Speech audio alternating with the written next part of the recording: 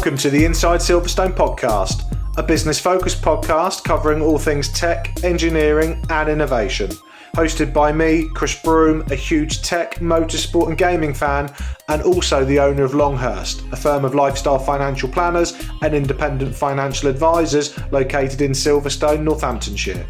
This is a series of unscripted and unpolished conversations with leading business owners, thought leaders and high-tech talent where we discuss their experiences within the Silverstone business and motorsport region.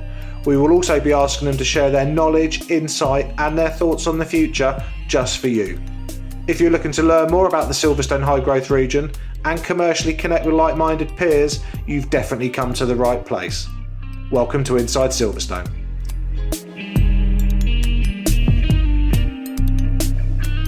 Welcome to the next edition of Inside Silverstone. My name is Chris Broome and I am your host. Today I am delighted to welcome to the show Ian Cook from PopBangColour. Ian, welcome to the show. Oh yeah, thank you very much for inviting me along. Welcome. Ian, this is going to be a slightly different podcast. We were literally just talking 1 minute ago where I normally have much more structure to my podcast where we're interviewing business owners and professionals and accountants and bankers and people like that. And I thought actually, I've met you a couple of times at race meets and other events, and I thought we need to get Ian on the show. And the reason for that, dear listeners, is that Ian is actually an artist who has a very niche and specialist approach to being an artist, where instead of using typical paint brushes, he uses radio-controlled cars to do the art. Does that sound about right, Ian? So yeah, radio control cars, tyres and wheels. That's how I create what I do. It's what I've been doing for 14 years.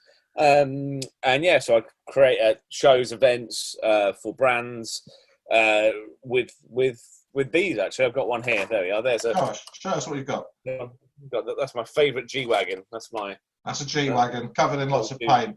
And so look, this is why. Why do you paint? First of all, why are you an artist? So where's that come from? Why am I an artist? It is a frequently asked question. And what do I do? I'm originally from Birmingham, so I can speak like this if you need me to. Yeah, you can tell.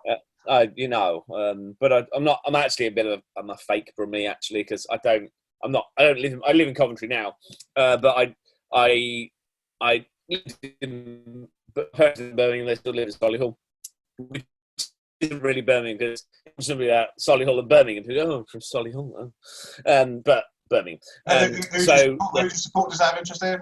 I don't do football because all the Birmingham teams are terrible. Like growing up with Villa, Birmingham, Baggies, and Wolves. I mean, that is not like a hotbed of good teams to choose, really. And my dad's not into football. My dad's he's never been like, oh, we need to go down to see that. So it was always cars, really.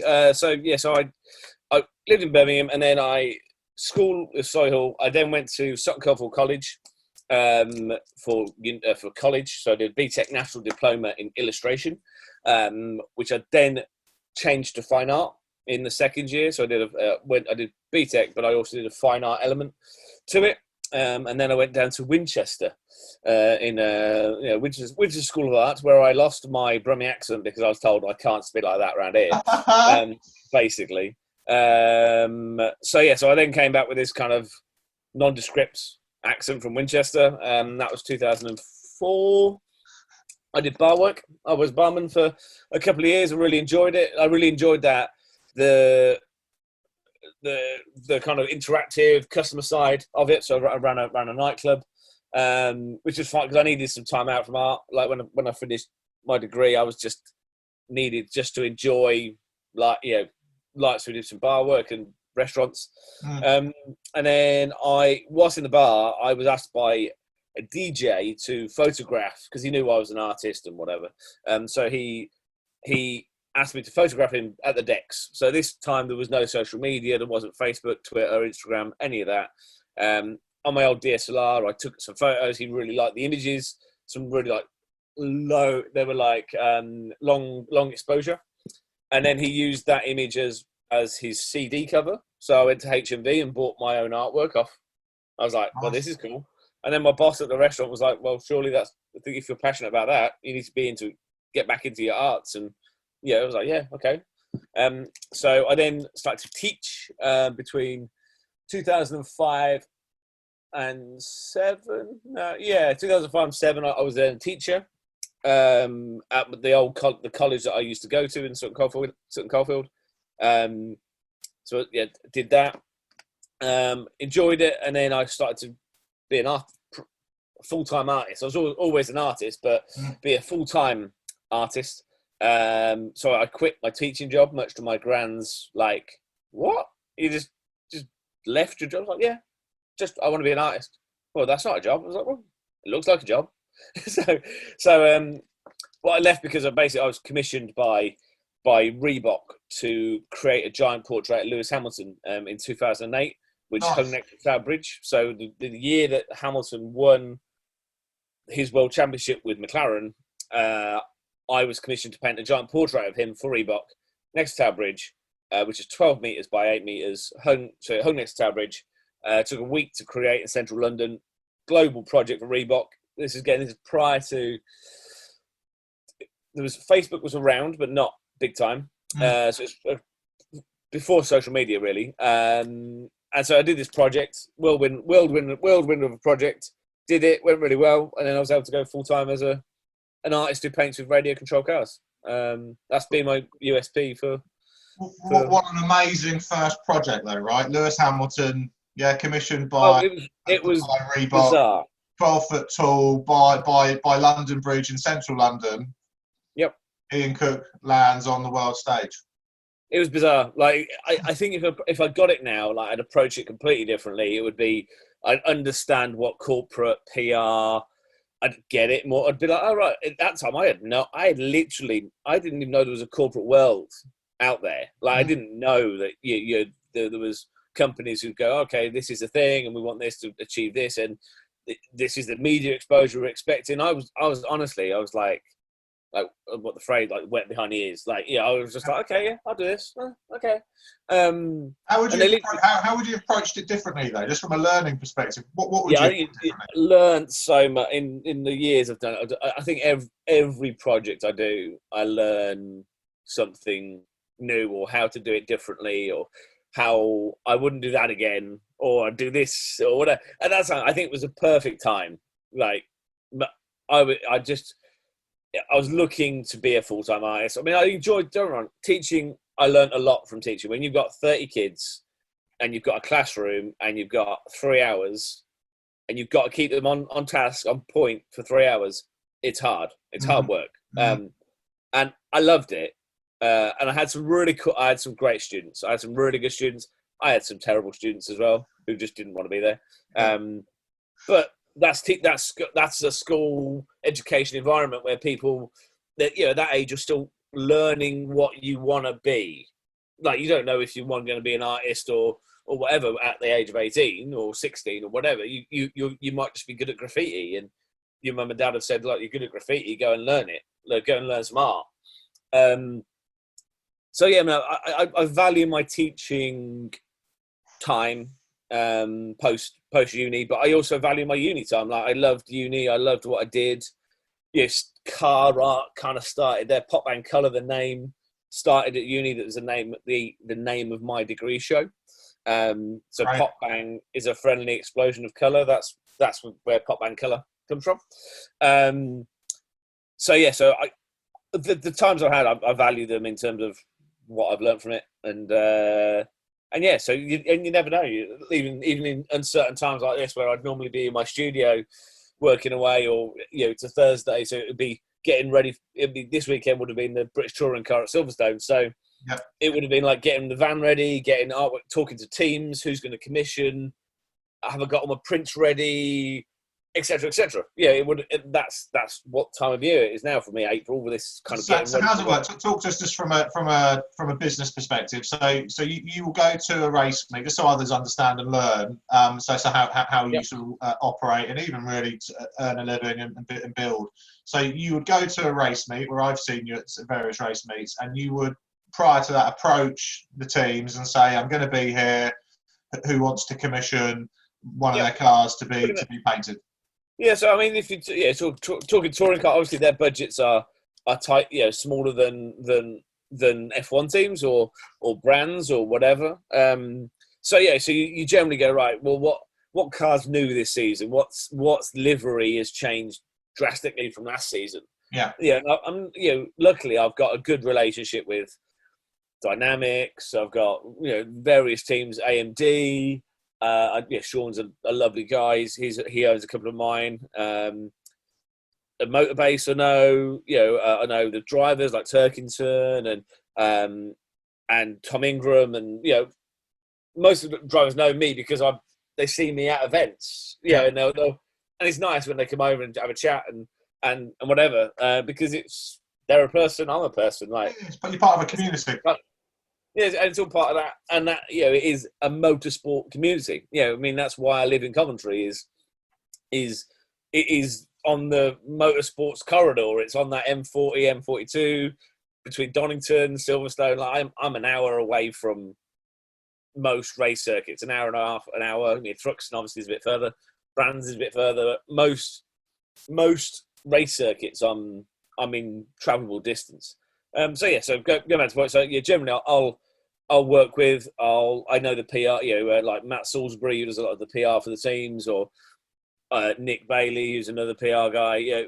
I'll talk to them and go, like, should we do this? Should we get the story? Like, what should we select the images and then post them on socials and kind of get that people talking online. So when they're at the circuit, they go, "Oh yeah, I selected this image. I voted for this image to be done." So there's a sense of ownership from from people getting involved in that creation process, which I really enjoy. That's what there's an artwork produced which can be owned and can be on in a reception hallway and whatnot post event, but actually it's about the community that is motorsport, motorsport, and also I do a lot of stuff in the car, in the road car PR stuff. So that's it. I mean, the first time I ever saw you and met you was, and we were just talking about this, was many years ago at Lamborghini in Birmingham. And so my next question was going to be, so presumably you also do car manufacturers. So car manufacturers will commission you, or dealerships will commission you for either a car launch or something quite quirky or unusual. Yeah, I mean, so if say a dealer's got a new model coming out, I mean, a couple of years ago I did a lot of Volkswagen dealerships for some reason. Like, I just literally went round the country to different Volkswagen dealerships for the launch of different models, because they want something interesting. When you've got guests arriving for 2.5, 3 hours, you want to keep them entertained, and people love watching people do stuff. Like, it's you don't necessarily have to have like music or anything else. It's just people like to watch something going, oh, what's that? I'm intrigued. You also kind of play on the great British thing of queuing. Like, people, if somebody's queuing, somebody else will naturally, sure. Yeah. I'm interested by why they're stopped and looked. Yeah, we're suckers for queuing, right? Yeah. So it's kind of a mixture of things. And over the years, it's just got, my setup has got bigger. If I look at early photos and I'm just like a bit of plastic on the floor, some paper and whatever. Now, obviously, I have a van full of stuff that I take to events. There's a lot of setup and preparation prior to any events. When they, obviously not at the moment because there is no events. How many cars? So for I know how long's a piece of string sort of answer you're going to give me probably, but how many remote control cars and toy cars do you use on a typical piece of art? And I guess that's going to be dictated by the size of the art. But like, is it just one car, or do you have like a different ones that do different things when and give different effects when you're painting? For like when I do manufacturer stuff, so that Lamborghini event, I know I only painted with Lamborghinis. Cool. So if I do a brand thing, then I'll go and they want it their thing, then I'll try and source the cars that relate to that brand. How do you source the cars? There's like RC suppliers. So either I go and do, like, some of the cars I get are literally from like TK Maxx, from just like, and I'll get a whole pile of RC cars and take them to the counter, and then the person behind the scene will be like, "So who's the lucky boy then?" And I'm like, "Me." Yeah. And they're like, kind of go, "Huh?" You know. So yeah, so I mean, I'll go on a bit of a. Yeah, I know certain shops sell certain ones. I mean, Christmas is great for me because the cars are in. Yeah, there's a lot more choice because apparently people only buy RC cars at Christmas. Apparently, I mean, yeah, by you, by me. So yeah, so there's a lot more stock in at Christmas. You know, kind of start September time. And what happens? What happens to a car when it served its purpose? Do you just bin them, or do you sell them off? What do you do with used cars? More recently, I've been doing retired cars. So Retired people cars. then buy the car that I have used to paint with. So there's some brands, and because I sticker them up as well. So if I was working for Michelin last year at Goodwood, so all the Goodwood cars had Michelin and branding and Michelin fuzz all over them. So nice. So some of the cars, so you can tell when I've used the car at a certain event because sometimes they've got branding from a particular event. So, so it's quite nice sometimes that you can then gift one back to the brand to say thank you very much for commissioning me. Here's one of the cars that was used to create your artworks. So I mean I was meaning to do it for years. I never had the time, and then so I went out to Japan in December and January for mine and Taz's honeymoon, which is amazing. If you get a chance to go to Japan. Wicked, bizarrely brilliant place. Like the photos on Instagram look fantastic. Utterly amazing, mind blown, amazing time. But we did we travelled around and when we came out, I was really inspired. I was like, right, I've got to do shows, I've got to do stuff. And so rather than being like, oh, I'm waiting for the race season, I was like, right, I'm going to make the most of this time between now and race season to just do stuff that I've always meaning to do. So I did the retired cars. I did a couple of solo shows as well, which worked out really well. So yeah, I mean, kind of glad I did now because obviously with everything that's happened since, I'm glad that I had some social content and some things done prior to lockdown, obviously. And how are you feeling your time during lockdown? Because presumably you can't do a lot of painting because of space and your equipment presumably somewhere else. And so what's the situation today? Yeah. So I mean, when it was announced, I was down the studio, so I was like, and it was like, right, okay, so Taz was like, right, you just got to get 2 cars down there, strip the studio, home. Just get as much as home as you can, whatever you think you might need to do. Because I've been self-employed. Like I've got a mortgage, I've got rent, I've got there's things that are going to go out. And also I'd go a bit loopy if I wasn't creating. Like I just honestly, there's only sometimes you can tidy a house, isn't there? or sort the garden out, or. Yeah. I mean, I think the cat's more annoyed than anything that she hasn't got her house. She's like, "Why are you still home?" Like these damn humans are around too much. What? Stop stroking me. I'm not interested. So we made sure we emptied the garage. So we emptied the garage and made it into like a messy area downstairs. And then upstairs, where I'm now, is like called the green room. This is where I do little drawings. So I've been doing So part of when we were travelling, we drew each day. Taz made sure we drew something. Didn't have to be cars. It could be a landscape. It could be somewhere we are. So it was just drawing wherever. And funny, whilst we're drawing, sometimes people would watch us draw because we'd just get the sketchbooks out and just start drawing. They were like, "Oh, yeah." You kind of go, "Oh, that's just what's going on here." So this. Show us the Subaru. So that was the first continuous card drawing. So what's the continuous card drawing? Make that just so people understand. Well, I've got a logo there. Look.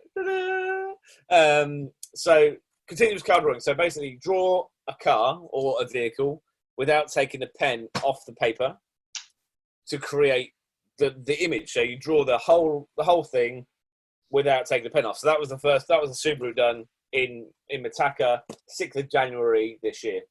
That was the first one, and then that was the second one, which got a bit more coloured in and looked a bit more like a Subaru. Yeah, that's amazing. Because it's blue and it's got gold wheels. There we are. Standard. and it says STI on it as well. Yeah, WRX Blue, nice. That's a beautiful 22. That was a pristine 22B. I used to love Subarus. They're my favourite car when I was a teenager and young adult. Loved them. Yeah. Well, that with a McRae name on the side of it. Yeah. Sorted. Yeah. In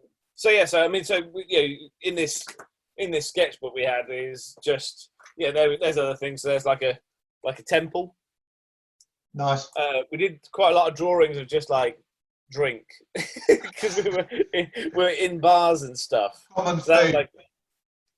So that was like a Kyoto bar. I did some like other things. So generally it didn't have to be cars. And how's that continuous drawing evolved to present day? So what are you doing now? And on Facebook. So lockdown was 4 weeks ago. Yeah. So by the Friday, I got everything sorted. I got the garage sorted into a painting area, and I got the upstairs sorted into a drawing area. So kind of try. And we started to do some online sessions. So kids wanted to, online sessions for kids and whatever, just working out what we could do. So what I did on that Friday was I drew a Land Rover Defender, the new one. Nice.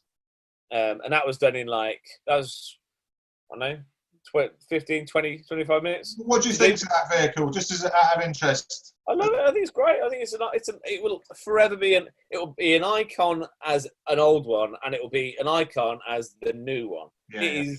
It looks cool. I think any car that looks like Morgan three-wheeler, things that have got like an identity. Yes. Make such a change from generic car that are out there. Yeah. So I think it's great. I think I'll always have as an artwork, the first car I drew was as an artwork painting. First one was Huey Land Rover. So I'm always going to have a kind of a soft spot for the brand and Midland's brand, Jaguar Land Rover, and that my uncle's worked in the industry all his life. That's why I kind of got into cars. He was at one point he was a car designer. So when I was 15, I went to what was then Rover, had my work experience at Rover, and I got to see all the design studios. I got to see production. I got to see everything. I couldn't talk about it because I was under NDA. Yeah. So like my diary of what I did was like, can't talk about it. Can't talk about it. So that was the new Defender, and then right up to bang it today, that was the Golf Mark V that I did last night. These are all done to commission, so so I'm getting suggestions. And on Thursdays today, I do emergency service vehicles. Nice. So I've been working with the CMPG, the Central Motorways Police Group, who I've worked with before. You might have seen them at Autosport. They do a lot of the police. They do the public facing police awareness. So they got in touch because one of the officers is actually off at the moment because he very nearly got killed in an operation. So he emailed me to say, I'm seeing your drawings. Are you planning any emergency vehicles? And I said, yeah, we'll do it. Send over the images and I'll do CMPG, no problems. And then they tweeted it, and then every other police force then got involved. Like we're talking around the UK They want their vehicles done. So that then led to people posting photos of old police cars, and which Ford have now got involved as well, Ford UK. JLR have got involved, and Morgan have got involved. So they've all got special vehicles that were done as police cars. Yeah. So some of the ones today are going to be the unique police vehicles, or emergency vehicles, and then we'll go and do some of the more like the ones that you see on the roads as well. Yeah. So that'll be. So people watching this now or listening to it, where can they watch you do this and see all of this take shape? It's all done on socials. It's all done via my social channels. So PopBangColour on Instagram, Twitter, Facebook, and it'll be put onto YouTube as well. So it's PopBangColour, spelled the British way, not the American way. So it's got the U in it. So it's all done via there. It's live streamed. Sometimes the internet is a bit because everybody's trying to be on the internet at the same time. So, but generally, we succeed in streaming to Instagram, Facebook, Twitter, so that you can see an artwork being done, or if you're commissioning artwork, you can watch your own artwork being done as well. And so can a member of the general public commission you? So if they said, look, I want you to draw, during coronavirus, draw my car, would you do that? Yep. Yeah, and it's all going to go into a book. So, I mean, I've never published a book before. I thought, well, why not? Like, well, actually, my wife was like, you should really do this by a crowdfunder. And I was like, I don't know. So she set up the crowdfunder and was like, right, it's set up now, you just got to talk about it. So that's all. I just post the link and go, here it is. This is what we're planning. So the crowdfunder link presumably is in your social media feed, is it? Yeah, it's all in my bio. So it's all in the Twitter bio, Instagram bio. I post it daily on my Facebook page as well. So it's just crowdfunder continuous -wheels. So the drawings are called continuous cars because that's what they started out as. But the book will be continuous wheels because we've also drawn tractors, vans. What else are we doing? Tractors, vans, ambulances, trucks. So it's not just cars. It's vehicles. So. But I like the idea. I'm going to get you to do mine, 100%. So I think, and I will definitely buy the book because that'd be a great thing for us to leave in reception for when clients come in. It's something a bit different, right? Certainly because we're based on Silverstone circuit. So absolutely. And Silverstone got involved as well. We've done some of the Silverstone cars already. Yeah. So the track day cars, they then shared it across to their Facebook page, which got a great reach on it. Yeah. So because I can't be at the circuit, I thought I'd do something with the circuit, and we might be doing some more Silverstone ones, so some of the iconic cars that have been on track, or some of the old school F1 stuff. Yeah, that'd be great. So, like last year when Button was out in his Broome. Yes. So I've got an image of that, which I really want to do because I was setting up in one of the areas. I was setting up, putting my banners up, and I heard it. Like I was like, oh, it's Button, he's Brawn. I was like, oh, it's amazing. And because it was like you couldn't film, like it was like you can't film this. You can't have it. You can't post about what we're doing at the track. Yeah. So yes, there's an image of Button, he's Brawn. So I'll probably end up doing that at some point. You know, I want the book to be not just road car. I want it to be race car. I want it to be off road. We've got a Unimog being done. What about bikes, super bikes, stuff like that? Yeah, done bikes as well. So then Charlie Borman got involved and had his. So randomly, Charlie Borman was the first person who ever followed me on Instagram. So I wasn't using it, and he said to me at an event, a corporate event, 2011? No, must have been 10, 9? No. Anyways, a long time ago. And he was like, "Oh, you're on Instagram?" I said, I'd registered. I hadn't used it, but I'd registered. And it turns out I had 300 people following me before I'd even posted anything. And he said, "Oh, I'll follow you." And he got me into using Instagram. Good. And then I met him a couple of years ago. Again, I was painting for Infinity at a shopping centre, and he was going to the cinema, and he walked past. I was like, it's Charlie Borman. So yeah. So I've done his. It's quite nice to do. Yeah, I've done teams who have done. Oh, Pamax Racing, I've done. Yeah. And Mahindra Formula E car. Yeah, so we know the guys at OMG Racing, British super bike. So we should connect you to them to see whether or not when the season's up and running, get involved with them. They've got a good looking bike for the coming season. Yeah, so more than happy. There's about. We're up to 180. What is it? 88. So there's the plan is 300. So there's 122 more space. No, 112 more spaces. So okay, cool. What about corporate events? So for businesses out there that are non-motorsport, non-car manufacturers. So my business, Longhurst, for example. So if I was hosting a client event or any type of social event, presumably could I commission you to come in for a couple of hours and paint? Yeah, there's a number of things you can do. Like I said, so either you could have the artwork done prior and have it like the artwork revealed as part of the evening, and the bonus of having not bonus, but what you could is that you could have the artwork, all the artworks are scanned, documented, so that you can have prints. So you could have prints of the artwork that they see on the wall at the opening or whatever. Generally, it takes between 6 to 10 hours for me to create a painting. Obviously, the drawings I'm doing at the moment are much quicker. They're half an hour, done in front of you live, done. Whereas the paintings are a 6 to 10 hour creation period.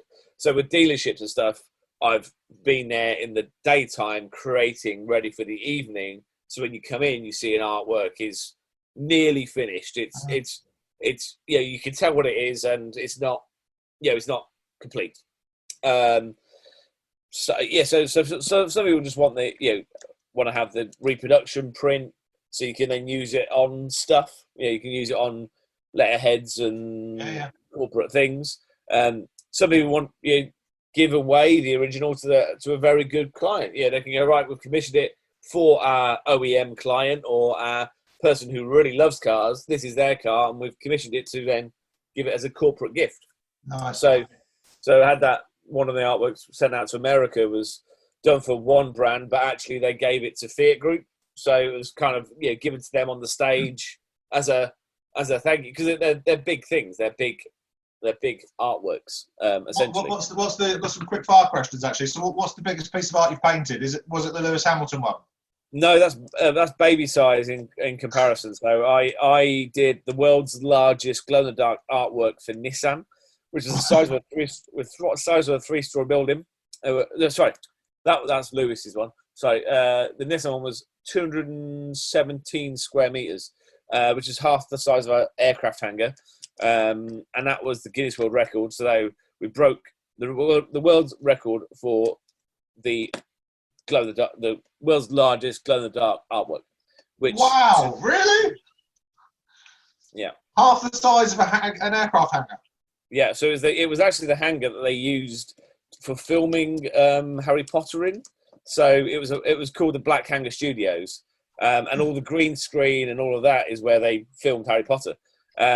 So we had this hangar, and I basically the canvas was on the floor, and we had to drive a Nissan Leaf because it was done with a real car, not RC cars. We had to drive a Nissan Leaf over it to create the image.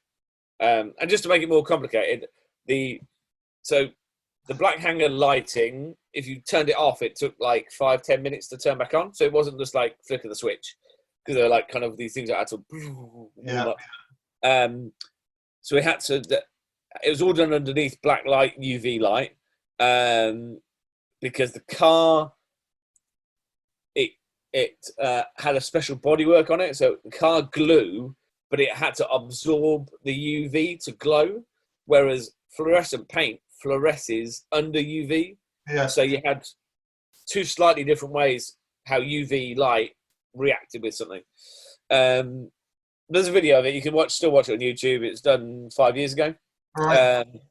It's been broken since. The record's been broken by. It was a record that was broken quite a lot until we did it, because we went like massive. I think we did ours. Ours was like 50 square meters bigger than the previous, and it was all one canvas as well. It wasn't like lots of panels of canvas.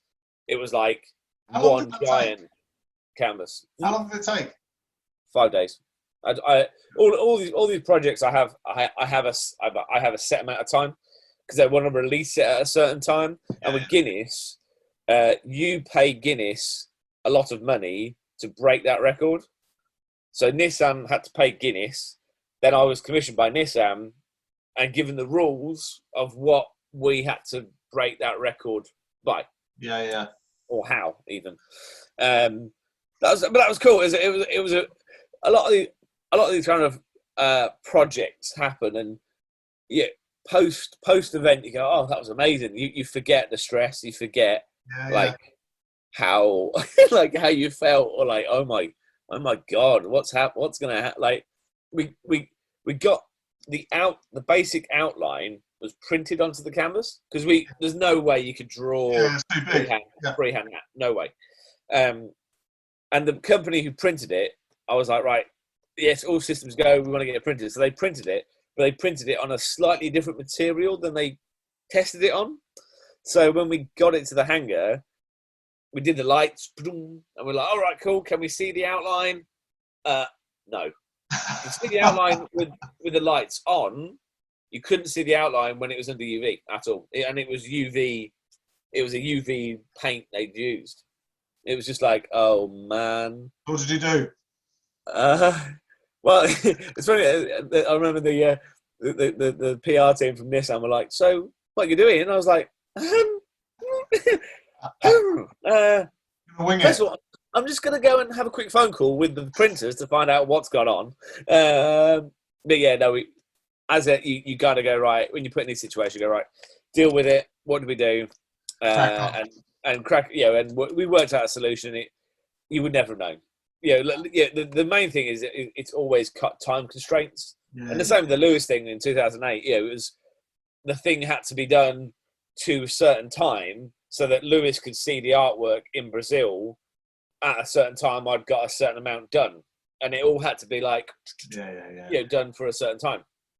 But yeah, sometimes that pressure is great. Hence why I do these drawings in half an hour. Like I give myself half an hour. If you give yourself any longer, you just end up tweaking and I like it. Right. I like it. Ian, we're 35 minutes in.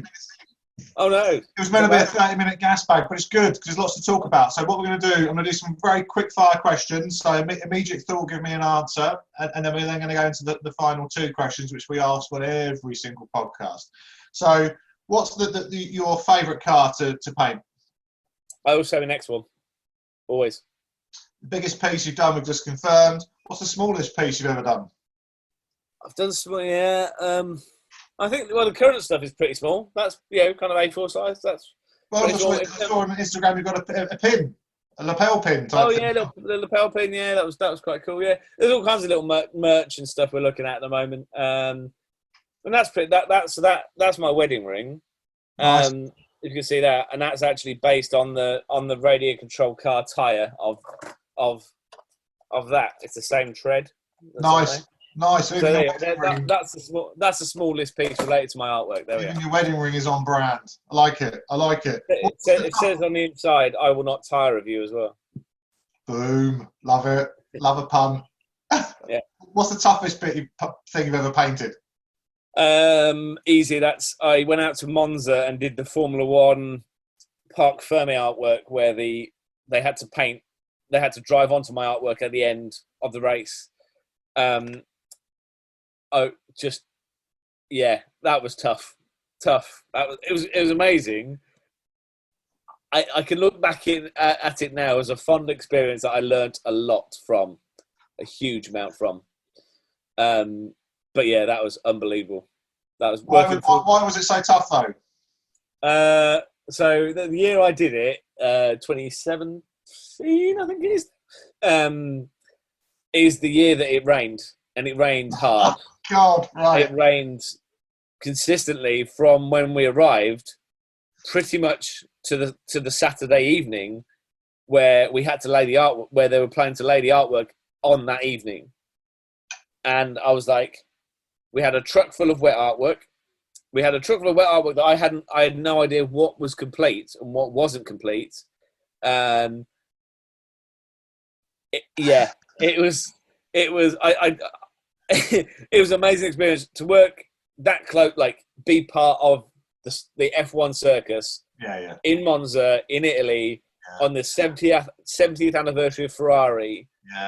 Was incredible. But at the same time, so much went wrong. so much. Like who knew that to get a van out of the country on that weekend, that they wanted all the paperwork to know that you own that van.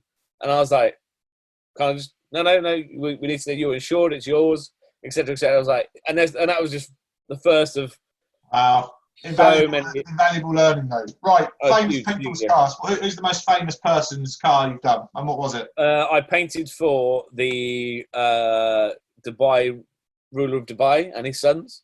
Say that again, because I painted for the ruler of Dubai, so the king of the kingdom, The man, and his sons privately in a 5-star hotel in Dubai. And it wasn't even a car. It wasn't even a car. It was. What was it? It was a globe. It was. It was the most bizarre. Like all the text was in Arabic. I don't know what it said. It was. Yeah, so it was cool. It was, and I had to paint with G-Wagons because he owns a G-Wagon. It had to be a white G-Wagon because that's the one that he owns. So they flew over to Dubai to a hotel to paint a globe with white G-Wagons. Yeah, in summary. Yeah, like Chris Evans has got one of my artworks. I've painted with Jenson Button. I've painted with Lewis Hamilton. Nice. Yeah, there's been some. And a lot of car collectors aren't necessarily people like publicly. A lot of these guys are private guys who like their cars. Yeah, got it. Best location you've ever painted? Dubai was pretty cool. Formula One in Dubai, the first ever Abu Dhabi Grand Prix. That was pretty special. That was cool. Like they flew over loads of people. Like everybody was a Guinness World Record breaker. It was like, oh, what do you do? Oh, well, I can do the most keepy uppies, and I was just like, I paint cars. I don't know why I'm here, but thanks. But yeah, no, that was pretty cool. And they put us up in an amazing hotel as well. And I painted on the roof terrace of that hotel as well. Nice. For a bit, for a short time. You kind of forget. All the stuff, but I think if you go right, this is what I have done. I did America as well. Out in the Bellagio Hotel. I did 2 corporate events out there. Nice. And I'm sure when you're a lot older and you've sort of slowed down a bit and you sort of reflect on a couple of decades or a few decades of this, it'll be amazing to reflect and tell the story, right? Oh yeah, I mean, I think things like being in Vegas for 2 weeks. Like I was doing an event right at the end of the 2 weeks, and they were like, "How long do you want to be out there for?" And I said, 2 weeks. And so I was able to like do did everything in Vegas. In terms of the Grand Canyon and all of that. It was bizarre to be there for so long, but it was a cool. Yeah. So yeah, America was good. Right, Ian, we're going to start bringing this to a close because I'm conscious of your time. So we always ask two sort of finishing questions on every single interview, every single podcast that we've done. I think your episode, I don't know what episode you are, 60, 59 or 60, something like that. Embarrassing story and life lessons. So we always like to get people to share an embarrassing story, hopefully one to do with work, something that you can sort of reflect on and laugh about, and something that we could potentially laugh with you. So there must be something in all of these travels and trips and stuff where you're prepared to share an embarrassing story in. I looked at that question. I was like, embarrassed. I've just flummoxed. I just can't remember. There is so many things that have happened where you just go, oh man, what? I met right. So weirdly, I met Chesney Hawkes. I was on Daybreak. Daybreak. Chesney Hawkes. Yeah. I always remember this because I was like, why did I say that? What did you say? Because the only thing he's known for is singing, the one and only. That's Chesney Hawkes. That's it. Yeah.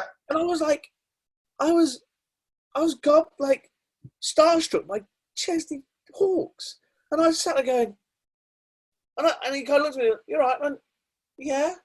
And I went, oh, I've watched all your shows. And like, what? And then later, it was just like, I just don't understand. I still don't. There's nothing wrong with liking Chesney Hawkes, Ian. Look, you publicly admitted it. It's fine. Yeah, but there was that. Oh, yeah, there's been so. That's probably a terrible example, but there's loads of stuff that's happened. Like I say, if I could talk more about if I could let you know more about, I'll let you know more privately about the Ferrari gig, because that was the Ferrari FIA gig was. Okay. When I hit the stop button in a second on this interview, you can tell me off there. Yeah, I think love it. That Chesney Hawkes is definitely going to be in the top set. Right. Very last question. We've got students listening to the show? So, because we're part of the Silverstone Park sort of business and motorsport community, what local technology colleges in Northamptonshire with some of the students listening to this, which is fantastic. So I always like to try and give a bit of life advice from everybody, because we're all a bit older, all a bit grayer. So if you were to take yourself back to a sort of, an 18-year-old Ian Cook, so you're sort of at the cusp of becoming an artiste, what bit of life advice would you give yourself back then? I think the thing is always you learn something every day. Whatever situation you put in, you're like, it's that kind of fight or flight. And I think what I've learned is that if you aim for the fight first, then it'll work out. Like even now in lockdown, you'll work out a way, particularly if you're creative minded, if you want to go into creative industries and whatever, it's almost like you've got to aim to be kind of big enough to be known for what you do, but small enough to be able to change how you do it if you have to. Yeah. And I think that's the key, is not being like the cruise ship that's always on the same route. Like, we're all guilty of it. Like, I was ready to be on the same route of the same shows this season as did last season. And a few different ones, but yeah. But I think that's the thing is be willing to change the route that you have planned for whatever reason, whether that's personal reasons or a global pandemic like we're in now. Had I not have gone, right, what can I do to keep myself relevant rather than being offline for X amount of months and then come back going, I'm painting again. People will be like, I've seen the drawing. Oh, I like that. Yeah, so it's kind of that thing of being willing to change and alter and adapt to the situation that you're presented with, right? Absolutely, and I think the key thing of that is if you're part of the motorsports car community, it is a community, and you can work together, look after each other, and and help each other when times are tough. Because more than anything, you want to be able to talk to people and go, what do you think to this or what? And this whole book idea is about the community element of what I do. Is I know people because they are part of a team.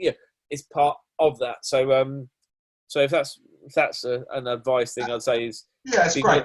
It's really good. And what we're going to do, we'll make sure in the show notes that we leave a number of sort of web links and hyperlinks so people can find obviously your website. They can go to the crowdfunder and obviously all of your social media feeds. I'm definitely going to appoint you to commission you to do my car, which would be great, and I'm more than happy to stick some money in the crowdfunder and also buy the book once it's ready, because I think that'd be a great thing for us to have on our sort of coffee table for our clients when they're sat there waiting to see us, which would be great. Ian Cook, PopBangColour, thank you so much for coming on the show. Pleasure. Keep up the good work. I'm watching everything you're doing on Instagram and Facebook. It is amazing. So keep it up. Everybody listening to this, go and find him online. The stuff he's doing is very, very, very special. And I certainly look forward to seeing you at some physical live shows and events in the hopefully the coming months. God willing. Now, I'll take a photo so that I can post it on my socials as well. There we go. Have a little wave. There we are. Beautiful. So good. Ian, thanks for being on the show, sir. No worries, thank you. The Inside Silverstone podcast is produced by the team at Longhurst for the benefit of those with a passion for all things tech, engineering and innovation. For more information, please visit longhurst.co.uk/Inside Silverstone, whilst also remembering to give us a 5 out of 5 star rating on iTunes. Please note that neither Chris Broome or Longhurst work for Silverstone Park, Silverstone Circuit or Silverstone Technology Cluster.